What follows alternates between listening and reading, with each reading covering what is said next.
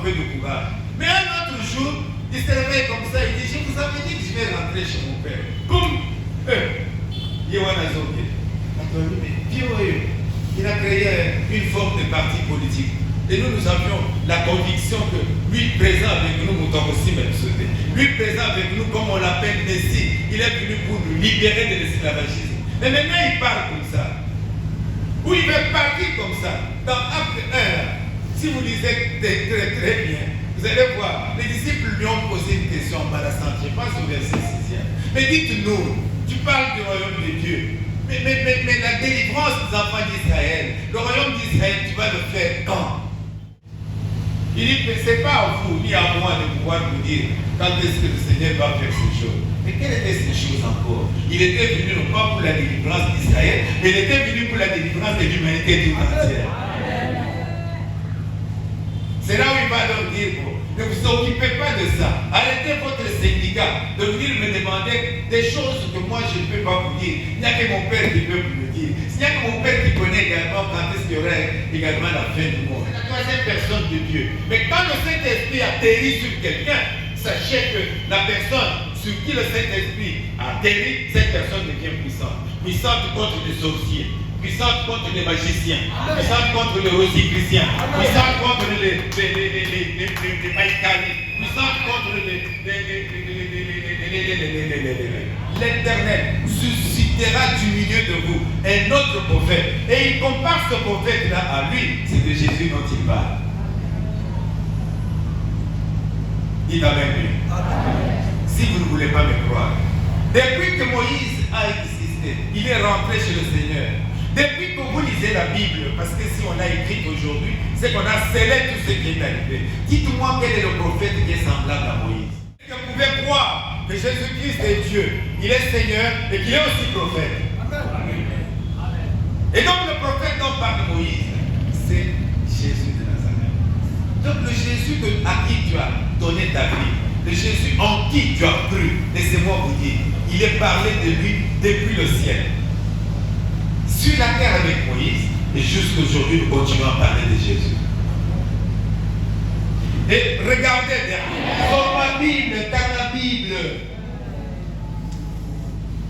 Quand je pose la question, est-ce que quelqu'un a déjà lu ça? Je n'entends que 3 ou 4 mois. C'est-à-dire, toi tu n'as jamais lu ça.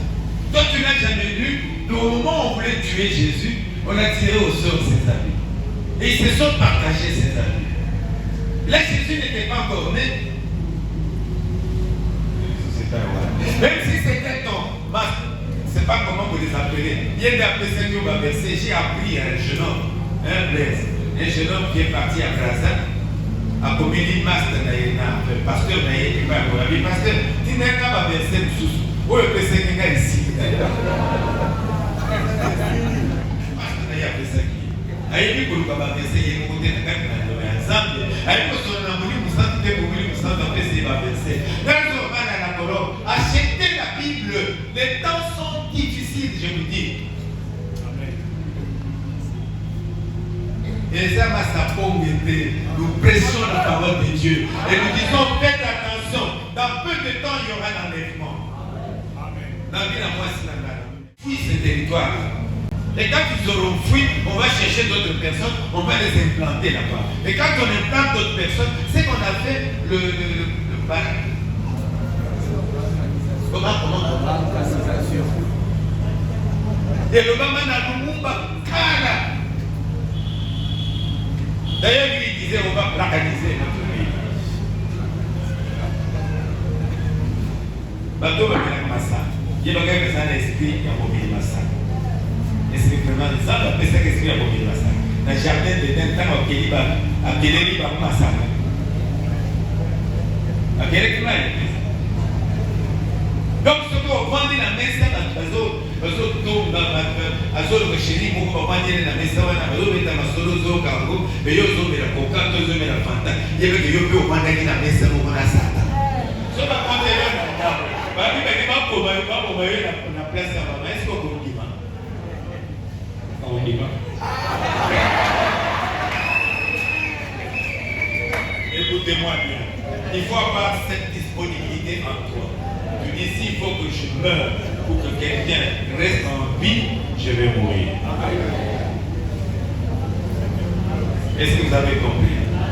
À quoi bon que l'on tue la personne qui t'aide et qui t'assiste et qui te fait du bien tous les jours pour que tu restes seul, tu restes souffrir? Ça servira à quoi? Les pharisiens et consorts avaient peur de Jésus, mais ils cherchaient comment le tuer. Ils ne s'attaquaient pas totalement aux disciples de Jésus. Vous ne pouvez pas attendre qu'un jour un disciple est allé se promener, il a été arrêté. Pourquoi? Parce qu'on a reconnu qu'il était disciple de Jésus. Non. Bomba Zarek. Et donc, les disciples avaient de nous sentir protégés. C'est comme un père de famille quand je compare Jésus à un papa de famille. Quand le papa est dans la famille, les voleurs et les personnes qui font du mal, ils fuient. Ils ne viennent pas déranger ni la femme ni les enfants. Mais écoutez-moi bien, cette personne-là, on l'a tuée. Enfin, il s'est donné. Je corrige. Parce que lui-même il dit, ils m'ont pas pris ma vie. C'est moi-même qui ai donné ma vie. Je peux donner ma vie et je peux reprendre ma vie. J'aime Jésus. J'aime beaucoup Jésus. Il me dit, écoutez que je vous le dise comme ça. Je vous dis, écoutez bien, moi je peux donner ma vie, je vais la reprendre. Je la donne et puis vous attendez que je la reprenne. Vous apprenez 1 mois, 2 mois, 3 mois, pour payer pour football.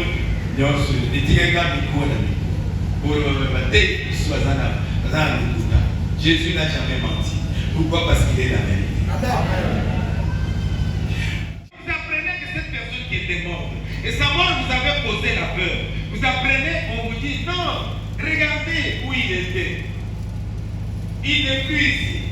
Il est ressuscité. Et non seulement c'est lui, présenté par les anges, est ressuscité avec le témoignage des anges, on le croise en chemin. Il croise les femmes et dit, n'ayez pas peur. Il ne s'est pas dit, c'est moi Jésus. Mais il dit, allez dire à mes frères qu'ils partent en Galilée. Et c'est là où je vais les rencontrer. Pourquoi? Parce que j'ai envie d'aller au ciel. Comment j'irai au ciel? J'irai comme Jésus était parti au ciel. Vous savez comment il était parti? Quelqu'un peut me dire comment Jésus était parti au ciel? Enlèvement individuel. Mais est-ce que c'est vraiment enlèvement? Parce qu'enlèvement, il est pour moi. Jésus a dit, quand il avait dit ça, est-ce que Jésus était avec eux dans la salle? Ah, on le dit non. Dans la zone, oui. Amen. Mais il est Dieu. Il est partout. Ce n'est pas parce que tu ne l'as pas vu qu'il n'est pas là. Est-ce que tu crois que Jésus est à côté de toi? Il est là.